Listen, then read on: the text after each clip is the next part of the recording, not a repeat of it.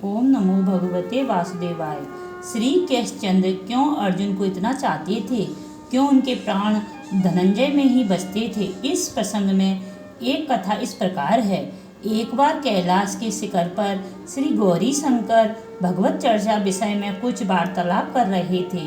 उसी प्रसंग में जगजननी श्री पार्वती ने असंतोष श्री भोले बाबा से निवेदन किया, भगवान, जिन भक्तों की आप इतनी महिमा वर्णन करते हैं उनमें से किसी के दर्शन कराने की कृपा करिए।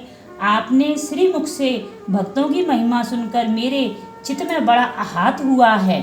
प्राण प्रिय उमा के ये वचन सुनकर श्री भोलेनाथ उन्हें साथ लेकर इंद्रप्रस्थ को चले और वहाँ कृष्ण सखा अर्जुन के महल के द्वार पर जाकर द्वारपाल से पूछा, कहो इस समय अर्जुन कहाँ हैं? उसने कहा, इस समय महाराज शयन नगर में पड़े हुए हैं। यह सुनकर पार्वती ने उतावली में कहा, तो अब हमें उनके दर्शन कैसे हो सकेंगे?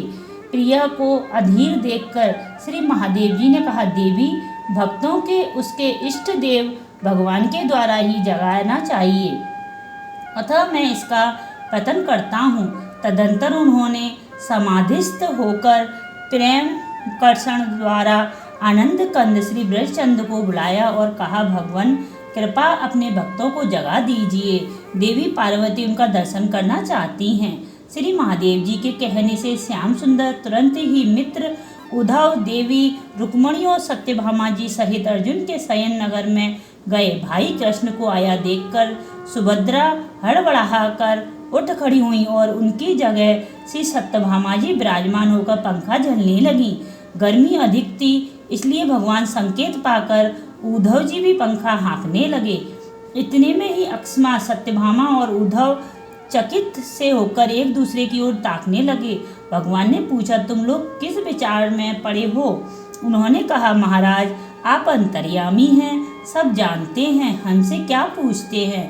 भगवान श्री कृष्ण बोले, बताओ तो सही, क्या बात है? तब उद्धव ने कहा कि अर्जुन के प्रत्येक रोम से श्री कृष्ण की आवाज़ आ रही है।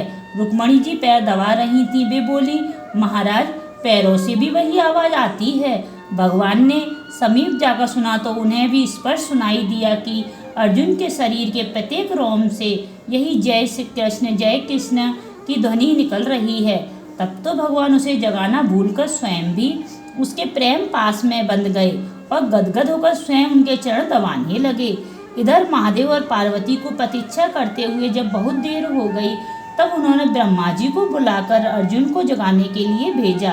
किंतु अंतपुर में पहुंचने पर ब्रह्मा जी भी अर्जुन के रोम रोम से कृष्ण की ध्वनि सुनकर और स्वयं भगवान को अपने भक्त के पांव पलटते देखकर अपने प्रेम बस को ना रोक सके एवं अपने चारों मुख से वेद स्तुति करने लगे। जब ब्रह्मा जी की प्रतीक्षा में भी श्री महादेव और पार्वती बहुत समय हो गया, तब उन्होंने देवर्षि नारद का आह्वान किया। अब की बार वे अर्जुन को जगाने का बीड़ा उठाकर चले, किंतु श्याम नगर का दृश्य देख सुनकर उनसे भी ना रहा गया।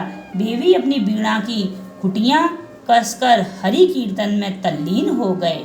जब उनके कीर्तन की ध्वनि भगवान शंकर के कानों में पड़ी तो उनसे और अधिक प्रतीक्षा न हो सकी।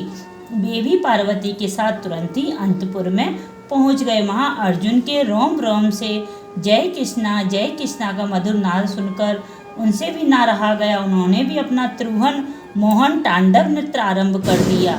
साथ ही श्री पार्वती जी भी स्वयं और ताल के साथ सुमधुर वाणी से हरि गुण गाने लगी। इस प्रकार वो संपूर्ण समाज प्रमत्त हो गया। भक्तराज अर्जुन के प्रेम प्रवाह ने सभी का सरोबार कर दिया। धन्य